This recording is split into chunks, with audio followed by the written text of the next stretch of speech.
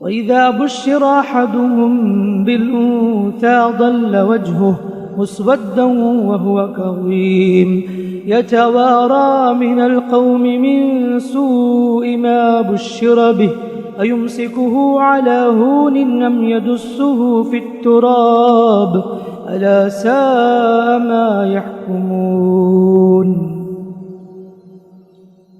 ہر قسم کی اچھی تعریفیں، حمد و ثنا، بزرگی و کبریائی اللہ رب العزت کے لیے لائق و زیبا ہے، جس اللہ رب العزت نے ہمیں ایمان کی، اسلام کی زندگی عطا فرمائی۔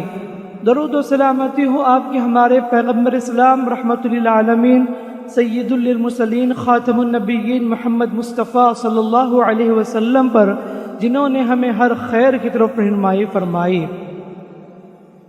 حاضرین جمعہ اور پردہ نشین خواتین اسلام، ہر دور میں، ہر زمانے میں عورت کے ساتھ ناانصافی کی گئی، اس پر بہت زیادہ ظلم ڈھائے گئے۔ ہر دور میں، ہر زمانے میں عورت کی حیثیت اور مقام و مرتبہ کو، اس کے فرائض اور واجبات کو سمجھنے میں مختلف مذہب کے لوگ مختلف فکر پیش کیے۔ گزشتہ زمانہ اور آج کا زمانہ دونوں اگر کمپیئر کریں، عورت پچھلے دور میں مظلوم تھی، اس پر ظلم ہوتا تھا، اور آج کے دور میں آزادی نسواں کے نام سے، وومن رائٹس کے نام سے اسے ایسے ایسے حقوق دیے گئے جن حقوق کے وہ حقدار نہیں ہے۔ اسلام ایک واحد مذہب ہے جس نے عورت کا صحیح مقام و مرتبہ کی تعین کیے اور اس کے فرائض اور کیا واجبات اس کی وضاحت کی۔ جو حقوق دینے چاہیے عورت کو، اسلام نے حقوق دیے۔ جن حقوق کے حقدار نہیں عورت، وہ حقوق اسلام نے نہیں دیے۔ حقیقی معنی میں اسلام نے عورت کو عزت و مرتبہ عطا کی اور اس کو سارے حقوق دیے گئے، جبکہ پچھلے دور میں اگر تاریخ اگر پڑھتے ہیں ہم، پچھلے زمانے میں عورت پر بہت ظلم ہوتا تھا، اور اس پر ظلم کرنے والے خود اس کے رشتہ دار ہوتے تھے۔ باپ اس پر ظلم کرتا تھا، چاچا اس پر ظلم کرتا تھا، رشتہ دار اس پر ظلم کرتے تھے۔ قرآن نے اس ظلم کو نقل کیا کہ جب بھی کسی گھر میں بیٹی پیدا ہوتی تو اس کا چہرہ بدل جاتا تھا۔ سمجھتے تھے جس کے گھر میں بیٹی پیدا ہو رسوائی کا سبب ہے، لڑکی منحوس ہے، اور گاؤں والے بولتے کیا تیرے گھر میں بیٹی پیدا ہوئی تو بڑا منحوس انسان ہے، ایسے تانا دیتے تھے۔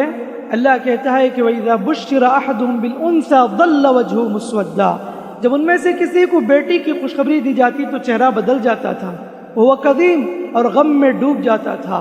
يَتَوَارَىٰ مِنَ الْقَوْمِ مِن سُوءِ مَا بُشِّرَ بِهِ، قوم سے ایسے چھپے چھپا کر رسوائی کے ساتھ زندگی گزارے یا اس بچی کو مٹی کے حوالے کر دے، یہ سوچتا تھا آدمی۔ الا ساء ما يحكمون، اللہ نے کہا کیا ہی یہ لوگ برا فیصلہ کرتے ہیں، کیا ہی یہ سوچ رکھتے ہیں۔ اس طرح عرب ہو یا عجم، جاہلیت میں اللہ کے نبی صلی اللہ علیہ وسلم کے آنے سے پہلے دنیا بھر میں عورت پر بڑے ظلم ڈھائے گئے۔ اگر بچی پیدا ہو تو انہیں دفنا دیتے تھے، زندہ دفنا دیتے تھے۔ اور اس کے بعد اگر ہم دیکھتے ہیں تاریخ میں، کرسچنوں میں ایک ایسا دور بھی آیا جو باقاعدہ بحث چلتی تھی عورت انسان ہے یا انسان نہیں ہے، اور باقاعدہ عورت کو منحوس سمجھا جاتا تھا۔ یہودیوں کے پاس عورت اس طرح منحوس ہوتی تھی کہ اگر ان کے مخصوص ایام، پیریڈز کے ایام آتے، انہیں الگ تھلگ کر دیتے، گھر کے باہر میں ان کے لیے الگ جگہ رکھ دیتے، ان سے بات بھی نہیں کرتے تھے، ان کے قریب بھی نہیں جاتے تھے، گویا کہ ایک منحوس سمجھی جاتی تھی عورت۔ اور اس ہندوستان کے ماحول میں یہاں پر کیا کیا ظلم ہے عورتوں پر۔ ستی کا رسم بہت مشہور ہے۔ شوہر کے انتقال کے بعد عورت کو جینے کا حق نہیں تھا۔ شوہر کے انتقال کے بعد عورت کے بال مونڈ کر، سفید ساڑی پہنا کر، شوہر کو جیسے مرے ہوئے شوہر کو آگ کے حوالے کرتے تھے، اس عورت کو بھی آگ کے حوالے کر دیتے تھے۔ اور جو عورت شوہر کے مرنے کے بعد آگ کے حوالے کر دی اپنے آپ کو، یا اسے ڈال دیا جس ستی کا رسم، تو وفادار عورت سمجھی جاتی تھی۔ الحمدللہ یہاں پر مسلمانوں نے آ کر اس کے خلاف آواز اٹھائی، ستی کے رسم کو ختم کیا۔ اس ہندوستان کے ظالمانہ ماحول جب تھا اس دور میں، اگر ہندوستان میں مسلمان نہ آتے تو وہ ظلم ابھی تک بھی باقی رہتا، انہوں نے اس کو آ کر ختم کیا۔ بہرصورت ہسٹری بتاتی ہے عورت شروع ہی سے مظلوم رہی، اس پر ظلم ہوتا رہا۔ اسلام نے عورت کے مقام کو واضح کیا، عزت اور سربلندی عطا کی۔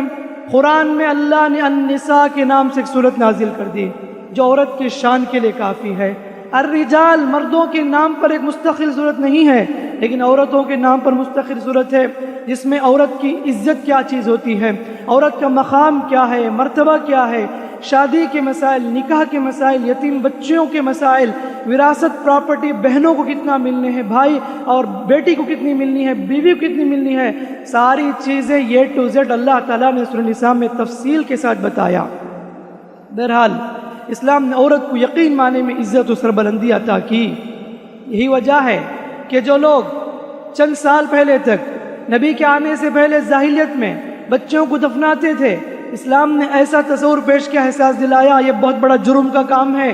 تم اپنی بیٹی رحمہ صحابہ کہنے لگے اللہ کے رسول میری 10 بچیاں تھیں، میں نے سب کو دفنا دیا، کیا اللہ مجھے معاف کرے گا؟ روتے ہوئے آئے، کہا کہ الاسلام یہدم ما کان قبلہ، اسلام لانے سے پچھلے گناہ معاف کر دیے جاتے ہیں۔ اسی تڑپ کے ساتھ ایک صحابی آیا جن کا نام قیس تھا، اللہ کے رسول میری 8 بیٹیاں تھیں، میں نے سب کو بھی زندہ دفنایا، مجھے اب تڑپ ہو رہی ہے اسلام لانے کے بعد میں نے کیوں ایسی حرکت کی، مجھے کیا کرنا چاہیے؟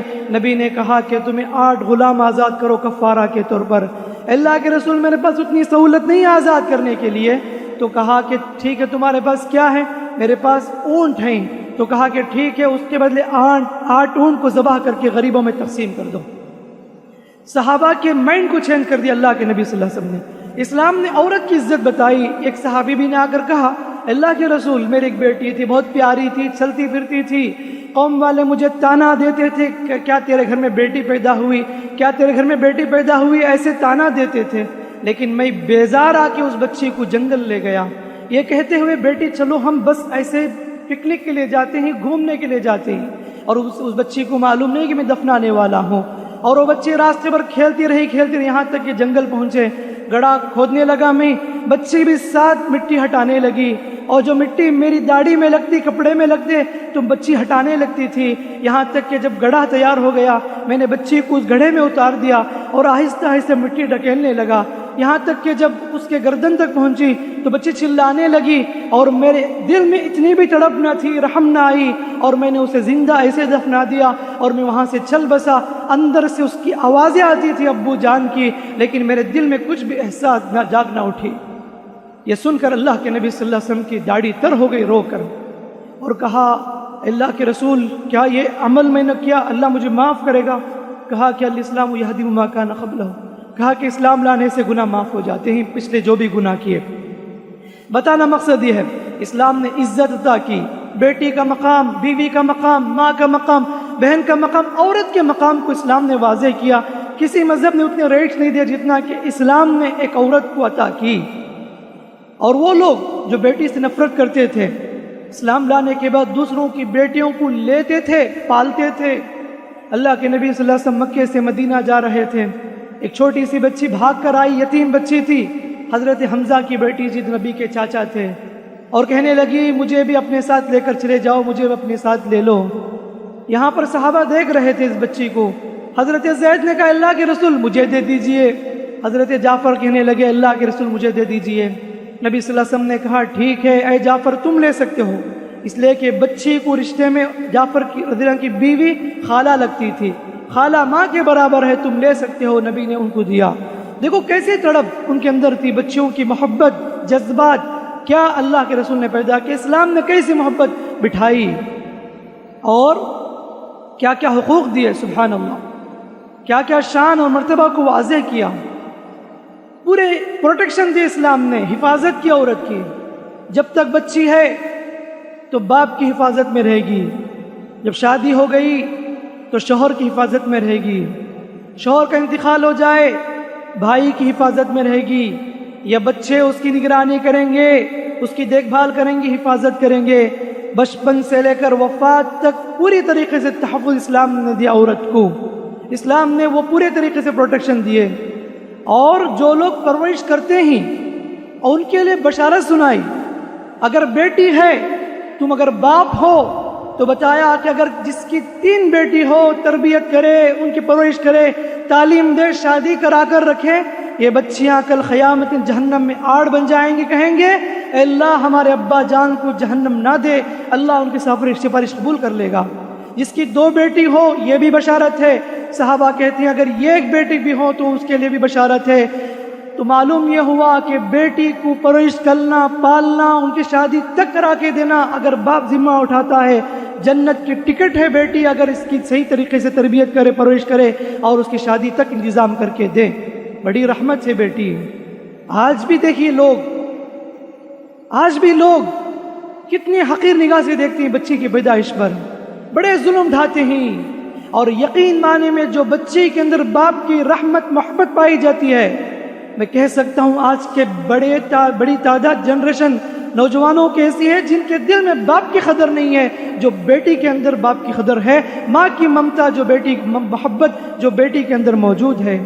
تکلیف میں ساتھ دینے والی آج کے دور میں بیٹی ہوتی ہے، تکلیف میں کام آنے والی آج کے اس دور میں بیٹی ہوتی ہے۔ آج کے بہت سارے نوجوان ایسے ہیں، پوروں کی نہیں بات کر رہا ہوں، ایسے واقعات ہم نے سنا ہے، اپنے باپ کے پراپرٹی کو ہڑپ کرنے کے انتظار میں ہوتے ہیں، باپ کے صحیح جذبے دل میں نہیں ہوتے، باپ کے بینک بیلنس کو قبضہ کرنے کی ان کی فکر ہوتی ہے، باپ کی خدمت دیکھ بھال کی ان کی فکر نہیں ہوتی، کب باپ کا جنازہ اٹھے، کب میں باپ کی پراپرٹی پر قبضہ کروں۔ آج میجارٹی نوجوانوں کی سوچ ہوتی ہے۔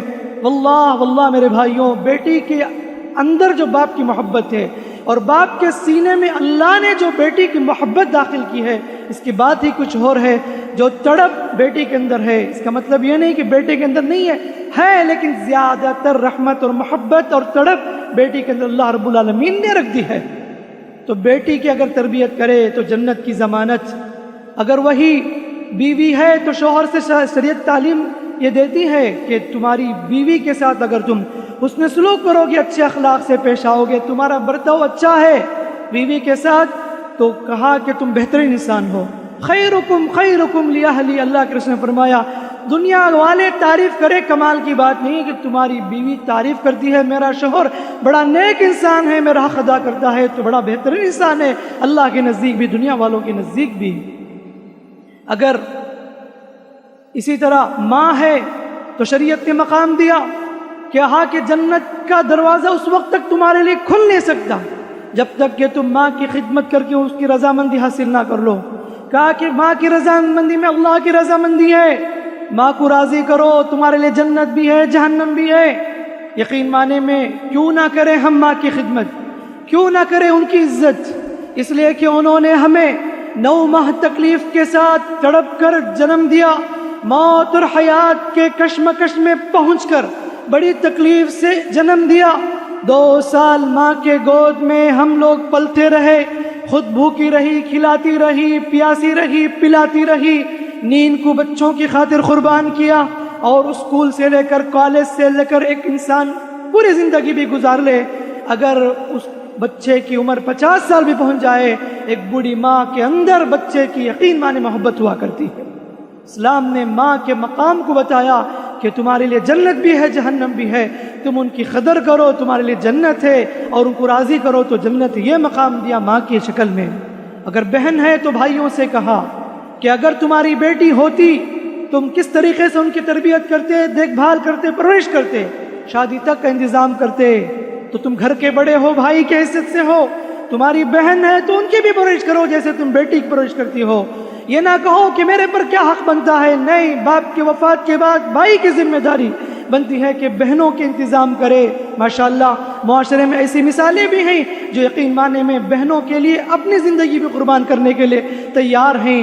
ایسے بھائی جو بہن کا حق ادا کرے، جیسے بیٹی کی پوری طریقے سے پرورش کرنا، تعلیم دینا، شادی کرانا، ویسے بہنوں کے ساتھ بھی معاملہ کرے۔ شریعت کہتی ہے بھائی کو بھی جنت کی ضمانت ہے، بہن ان کے لیے جنت کی ٹکٹ بن سکتی ہے۔ سبحان اللہ، کیا کیا بشارت سنائی، اس طرح تربیت کرنے والوں کے لیے کیا کیا مقام بتائے۔ عورت ایک نازک مخلوق ہے میرے بھائیوں۔ آج کتنے ایسے ظالم لوگ ہیں جو اپنی بیوی کے مقام کو نہیں سمجھتے، بیوی کی حیثیت کو نہیں سمجھتے، بیٹی کی حیثیت کو نہیں سمجھتے، ماں کی حیثیت کو نہیں سمجھتے، بہن کی حیثیت کو نہیں سمجھتے۔ بالفاظ دیگر عورت ایک کمزور مخلوق ہے، اللہ کے نبی صلی اللہ علیہ وسلم نے عورت کو شیشے سے تشبیہ دی، شیشے سے مثال بیان کی۔ ایک سفر میں اللہ کے نبی صلی اللہ علیہ وسلم جا رہے تھے، انجشا رضی اللہ عنہ بہت تیزی سے سواری کو دوڑا رہے تھے اور سواری پر خواتین تھی۔ نبی نے کہا کہ رفقم بالخواریر، انجشا دھیرے چلاؤ، اس لیے کہ تمہارے اس جانور کے اوپر شیشے ہیں، کانچ ہیں، کہ انسانوں کو وہ ٹوٹ نہ جائے۔ سبحان اللہ، نبی صلی اللہ علیہ وسلم نے عورت کو شیشے سے تشبیہ دی، کانچ سے تشبیہ دی۔ کیسے ہم کانچ کے ساتھ برتاؤ کرتے ہیں، شیشے کے ساتھ برتاؤ کرتے ہیں، بہت ہی سلیقے سے اسے رکھتے ہیں، اٹھاتے ہیں۔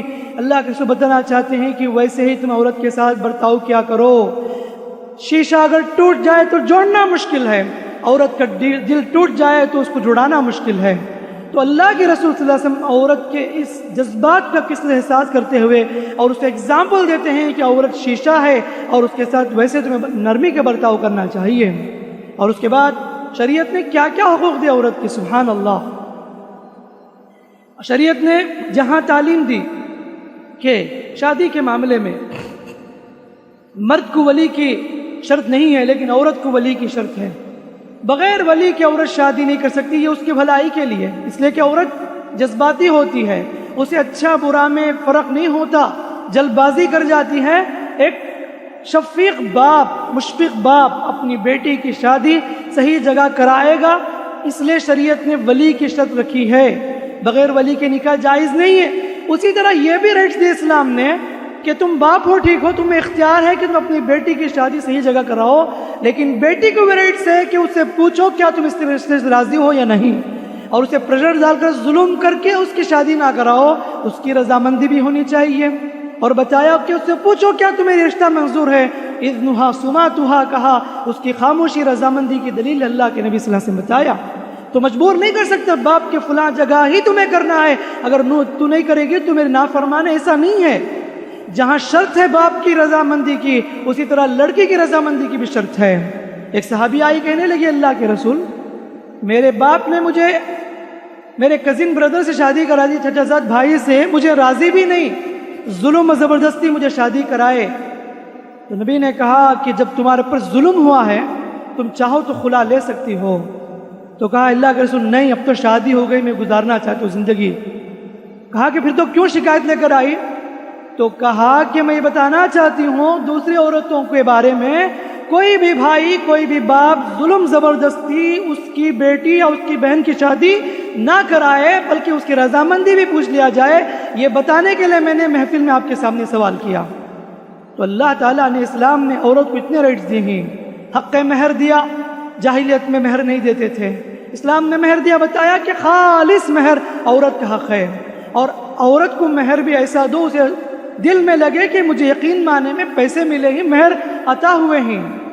ہمارے پاس زیادہ لوٹنے والے ہیں لڑکی گھر والوں سے، کیا ملے گا لڑکی کے باپ سے، اس کا کیا بزنس ہے، کتنے بینک بیلنس ہیں، بیٹی کے اوپر کتنے جائیداد ہیں، کتنے زمین لکھ کر رکھے ہیں، باپ کے کیا بزنس ہے اور کہاں کہاں گھر لکھ کر رکھے ہیں، یہ ساری تحقیق کر کے رشتہ پوچھنے والے آج میجورٹی گاؤں میں زیادہ ہیں۔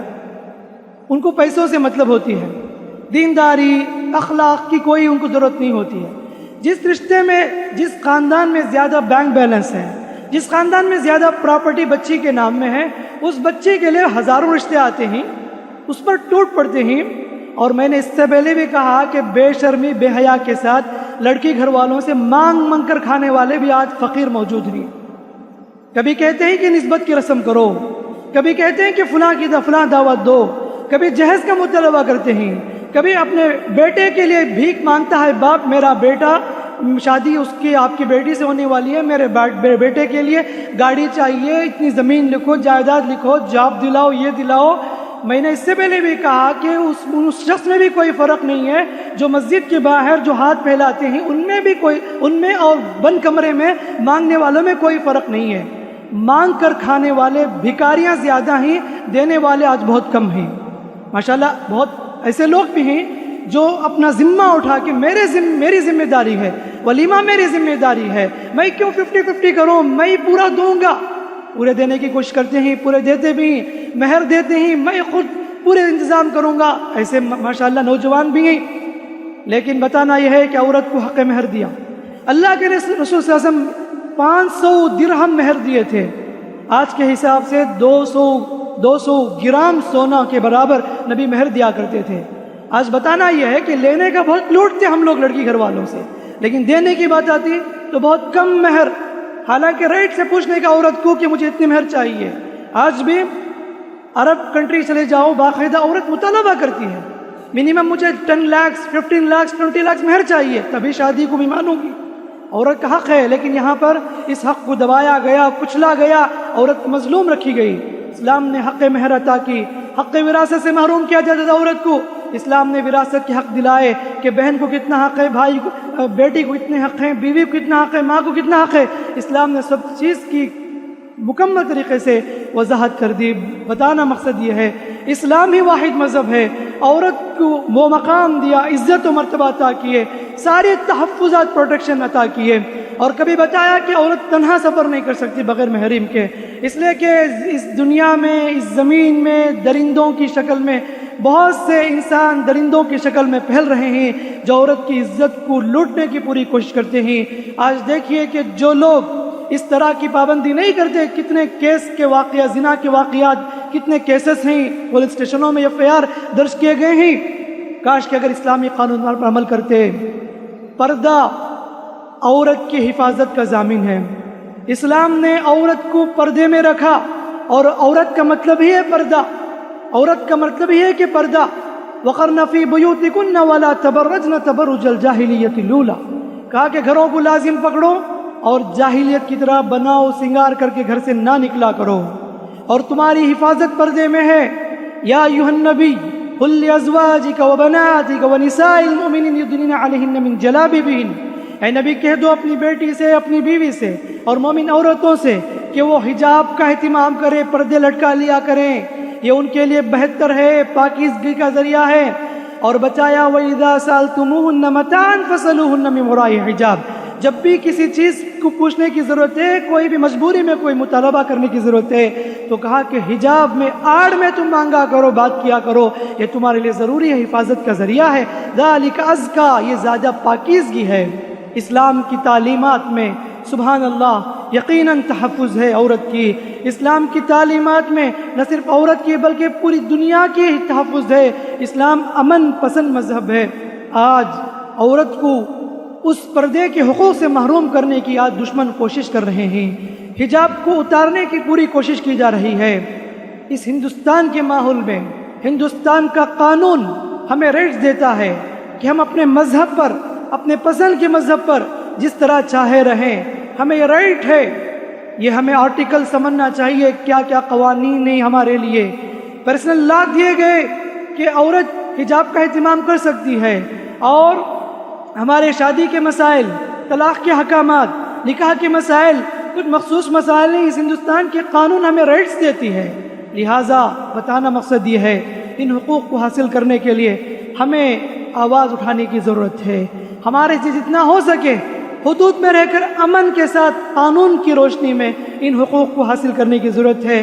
دشمن تو ہمیشہ پہلے سے کوشش رہی، اب بھی کوشش ہے، اسلام کو بگاڑنے، اسلام کو ختم کرنے کی کوشش، کبھی لو جہاد کے نام سے اسلام کو بدنام کرنے کی کوشش، کبھی طلاق کے مسائل کے ساتھ چھیڑ چھاڑ کرنا، کبھی نکاح کے محکمات کے ساتھ چھیڑ چھاڑ کرنا، کبھی ایکسا سول کے نام سے اعلان کرنا، کبھی یہ کہنا کہ حجاب عورت کے لیے مناسب نہیں ہے، سب کے لیے ایک یونیفارم ہونی چاہیے، ایسے بیکار کی آوازیں نکالتے ہیں۔ ایسے میں ہمیں سے ہر ایک کو چاہیے کہ ہمارے لیے کیا کیا حقوق ہیں اس ملک میں جاننے کی ضرورت ہے۔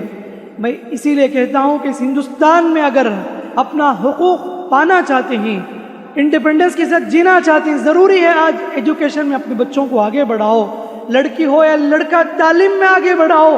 آج مسلم IAS کی ضرورت ہے، آج مسلم ڈاکٹروں کی ضرورت ہے، آج مسلم IPS کی ضرورت ہے، آج بڑے بڑے آفیسر کی ضرورت ہے۔ کتنی عجیب ہے مسلم سماج، مسلم مائنارٹی کے نام سے تعلیم میں کس قدر پیچھے ہیں، یہ دیگر قوم سے بھی بہت کمزور نظر آتے ہیں۔ ایسے میں ضروری ہے کہ جتنے بھی حکومتی فیلڈ ہیں ان سارے میں ہمارے نوجوان نسل وہاں پہنچنے کی ضرورت ہے۔ جب ہم پہنچیں گے تبھی ہم اپنے حقوق وہاں پیش کر سکیں گے، تبھی اپنے حقوق حاصل کرنے کی کوشش کریں گے، ورنہ نعرہ بازی سے کچھ نہیں ہوتا، واٹس ایپ میں کمنٹس کرنے سے کچھ نہیں ہوتا، فیس بک میں کچھ کمنٹس لکھ دینے سے کچھ نہیں ہوتا۔ ضروری ہے کہ اپنی نسلوں کو، اپنے بچوں کو اس ماحول میں، اس ملک میں تعلیم سے آشنا کرائیں۔ جب ہمارے بچے تعلیم میں آگے بڑھیں گے تو دیکھو کہ کس قدر ہمارے حقوق حاصل ہو جائیں گے۔ ہمارے بچے وکیل بنیں گے، لائر بنیں گے تو انہیں معلوم ہوگا کیا لا ہے، کیا قانون ہے، کیا آرٹیکلز کیا ہیں، ساری چیزیں کی تعلیم انہیں ہو جائے گی۔ تب ہمارے لیے، سب کے لیے، نہ صرف مسلم سماج کے لیے بلکہ پورے ملک کی ترقی کے لیے، خواہ وہ ہمارا ہندو بھائی بھی کیوں نہ ہو، ہماری ہندو بہن بھی کیوں نہ ہو، سب کے حقوق کے لیے، امن کے لیے سارے لوگ کوشش کریں گے۔ اس طرح اگر چیز ہوگی تو آج تعلیم کی بہت ضرورت ہے۔ بتانا مقصد یہ ہے کہ آج ضروری ہے کہ آج ہم عورت کی حیثیت کو سمجھیں۔ اسلام نے عورت کو جو مقام مرتبہ دیا ہے وہ چیزیں دوسروں کے سامنے پیش کریں۔ آج لوگوں کے پاس غلط تصورات تھیں، یہ پیش کیا جاتا ہے میڈیا کے ذریعے اسلام عورت پر بہت ظلم ڈھاتا ہے اور عورت کو وہ رائٹس نہیں دیتے، عورت آزاد نہیں ہے، بند کمرے میں انہیں بند کر دیا جاتا ہے۔ نہیں، الحمدللہ حجاب کا موضوع آج کل کرنٹ ٹاپک چل رہا ہے۔ اللہ تعالیٰ کی ہر بات میں ایک مصلحت ہوتی ہے۔ جیسے ہی وہ مسئلہ چھیڑا گیا، پوری دنیا میں لوگ حجاب کے بارے میں دریافت کرنے لگے، آرٹیکلز پڑھنے لگے، آخر حجاب کیوں ضروری عورت کے لیے؟ کیا عجب، کیا عرب، کیا عجم، بلکہ پورے گلف کنٹری میں ہو یا یورپ کنٹری میں ہو، ٹویٹر میں سب سے پہلے ٹرینڈ ہوا حجاب کے بارے میں۔ سب غیر مسلم، نان مسلم جتنے بھی ہیں، خواہ وہ کرسچن ہو، یہ سب لوگ جو حجاب کے بارے میں پڑھنے لگے۔ وہ کچھ مسائل ہمارے لیے وقتی طور پر تکلیف دہ دیتے ہیں، لیکن رب العالمین کی اس میں کوئی حکمت ہوتی ہے، کوئی مرضی ہوتی ہے، جو بھی ہوگا خیر ہوگا۔ اللہ سے دعا کریں گے اللہ رب العالمین اس ملک میں امن و شانتی عطا فرمائے، اس ملک کے فرقہ پرست طاقتوں کو نیست و نابود فرمائے۔ اللہ رب العالمین اس ہندوستان کے ماحول میں اللہ ہمیں امن کے ساتھ اللہ کی بندگی کرنے اور اللہ کی شریعت پر عمل کرنے کے اللہ ہم سب کو توفیق عطا فرمائے۔ جہاں بھی مسلمان پریشان ہیں، تکلیف میں ہیں، اللہ ان کی پریشانی کو دور فرمائے، اللہ ان کی تکلیف کو دور فرمائے، اور اللہ رب العالمین ظالموں کے ظلم سے کمزوروں، محتاجوں، مجبوروں کے اللہ تعالیٰ حفاظت فرمائے۔ اللہ رب العالمین جب تک ہمیں رکھے اس دنیا میں امن کے ساتھ رکھے، اور آنے والے دور میں بھی اللہ رب العالمین اس ملک میں ہمارے نسلوں کی حفاظت فرمائے، ہماری جنریشن کی حفاظت فرمائے، مسلم قوم کی، مسلم سماج کی حفاظت فرمائے۔ اس ملک میں اللہ رب العالمین ہم لوگوں کو مکمل آزادی کے ساتھ جینے کی توفیق عطا فرمائے، وہ حق ہمیں عطا فرمائے۔ آمین۔ بارک اللہ لنا ولکم فی القرآن الحکیم ونفعنا وإياكم بالآیات والذکر الحکیم، انہ تعالی جواد کریم ملک مفہم وبن حلیم۔